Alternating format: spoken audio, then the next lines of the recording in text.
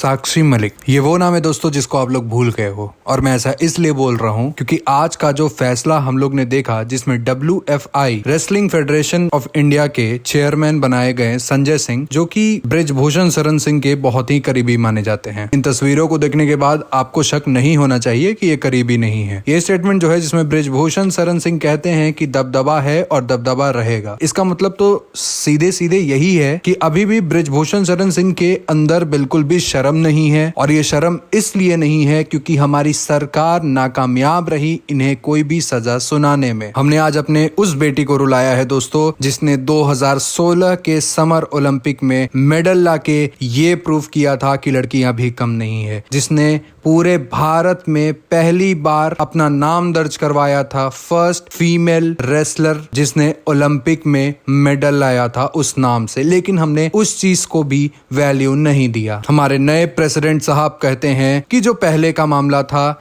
वो तो पहले का मामला था, लेकिन अभी का जो मामला है उस पे हम ध्यान देंगे और उस पर हम काम करेंगे। आप क्या काम करेंगे? हाँ, आप ये बताइए कि आप आखिर काम क्या कर सकते हैं। बृजभूषण शरण सिंह के खिलाफ दोस्तों आपको पता होना चाहिए कि गवाही भी दी गई। देखिए गवाही में क्या बोला गया था। गवाही में बोला गया था मैं लेटी हुई थी और तभी सांसद बृजभूषण ने मेरी टी-शर्ट उठाकर अपने हाथ मेरी छाती और पेट पर रख दिया। फेडरेशन के दफ्तर में मेरे भाई को पीछे रहने के लिए कहा गया। कमरे में आरोपी ने मुझे अपनी तरफ जबरदस्ती खींचकर मेरे साथ शारीरिक करीबी बनानी चाहिए।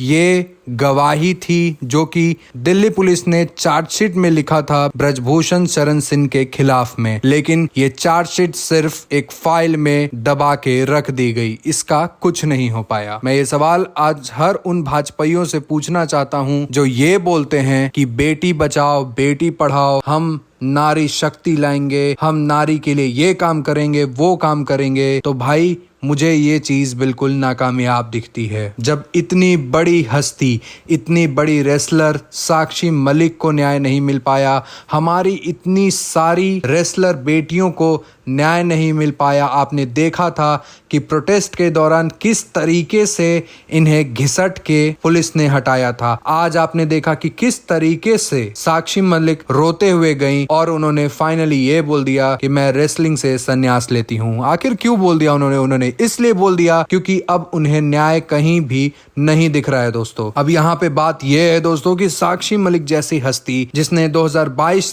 के कॉमनवेल्थ में हिस्सा लिया, 2018 के कॉमनवेल्थ में हिस्सा लिया, 2016 के कॉमनवेल्थ में हिस्सा लिया और सारे में इन्होंने मेडल जीता है, फिर भी इनके लिए हम कुछ कर नहीं पाए। तो आखिर जो सामान्य बेटियां हैं हमारी, हम कैसे भरोसा कर सकते हैं कि वो हमारे देश में सेफ हैं। अब ये ट्वीट देखिए दोस्तों जिसमें कि साक्षी मलिक ने आज ट्वीट करके ये बोला है, मैंने देश के लिए जितने भी पुरस्कार जीते हैं आप सबके आशीर्वाद से जीते हैं। मैं आप सभी देशवासियों की हमेशा आभारी रहूंगी।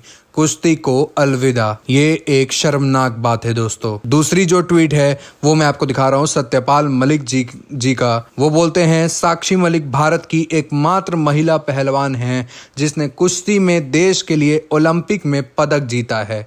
एक ओलंपियन खिलाड़ी का व्यवस्था से निराश होकर कुश्ती को अलविदा कहना बहुत ही दुखदाई है। ये है पूर्व गवर्नर सत्यपाल मलिक का बयान। साथ ही साथ आपको रूबिका लियाकत जी का भी दिखा देते हैं बयान। उन्होंने बोला है, क्या इस बात को झुठला सकते हैं कि साक्षी मलिक ने इस देश का सीना गर्व से चौड़ा किया है? वो अब कुश्ती में मेडल जीत रही हैं कि नहीं, उनका वक्त खत्म हो गया है कि नहीं, ये सारे सवाल बेमानी हैं।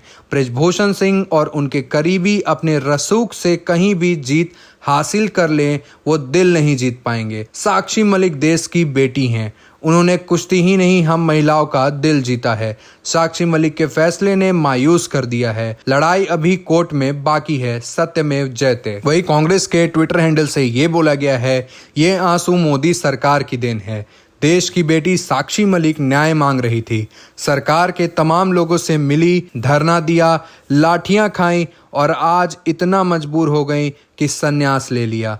दुर्भाग्य की बात है, देश विदेश में अपनी ताकत का लोहा मनवाने वाली देश की बेटी आज कह रही है मैं हार गई। सच में ये हमारे लिए एक शर्मनाक बात है दोस्तों। ये खबर जो आप देख रहे हैं दोस्तों, वो द वायर की खबर है, जिसमें कि आप क्लियरली देख सकते हैं कि ये लिखा है कि Delhi police chargesheet calls for Brijbhushan Sharan Singh to be prosecuted. यहाँ पे और आप पढ़ लीजिए दोस्तों, ये लिखा हुआ है an Indian express reports highlights that in one case the charge sheet points out that the BJP MP's harassment of a wrestler was repeated and continuing। यानी कि ये डायरेक्टली ब्रजभूषण शरण सिंह जो आपको यहाँ पे तस्वीर में दिख रहे हैं उनके तरफ पॉइंट आउट करते हुए दिल्ली पुलिस ने चार्जशीट फाइल की थी, लेकिन फिर भी इन्हें कुछ नहीं हो पाया। अब इसमें हम किसकी नाकामयाबी माने और किसकी नहीं माने मुझे तो समझ में नहीं आता, लेकिन एक चीज समझ में आता है